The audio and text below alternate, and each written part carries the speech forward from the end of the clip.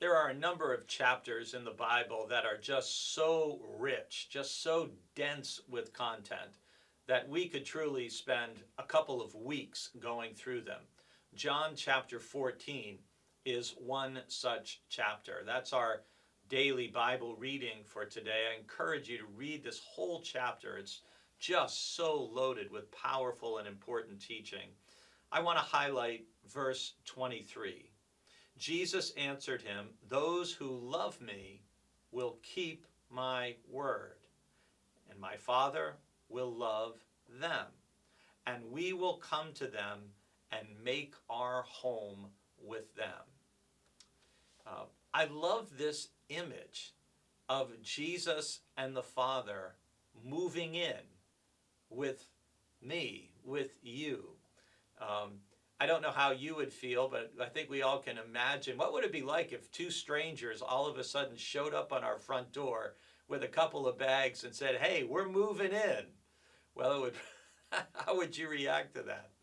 Well, imagine Jesus and Almighty God showing up at your door. Wouldn't you?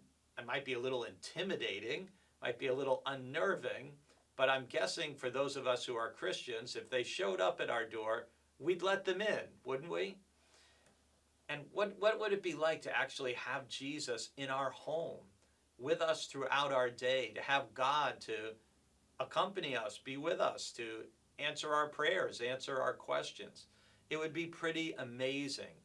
Jesus, I think, is trying to present something that to him is highly desirable, right?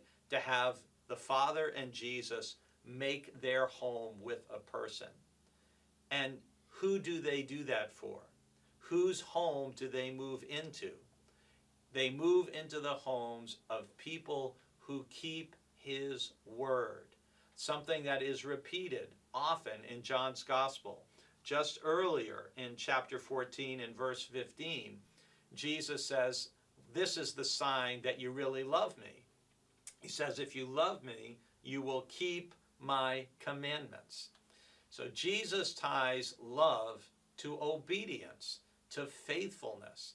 There are a whole lot of people who wear crosses around their necks, who self-identify as Christians, and yet their lives are so far from keeping the commandments of Christ. It makes me wonder sometimes, how do they not see or feel the cognitive dissonance between saying, "I believe in Jesus, I worship Jesus, I follow Jesus, I wear a cross to identify as someone who follows Jesus," and yet I'm not remotely close to keeping Jesus' commandments. And again, as we heard yesterday, the fundamental primary commandment is to love one another as Jesus loved us. You know, sometimes what we're doing is so loud that we can't hear, or people can't hear, what we're saying. And we want to make sure, as disciples of Jesus, that what people are hearing and seeing from us is love, and that we're obeying and keeping Jesus' word.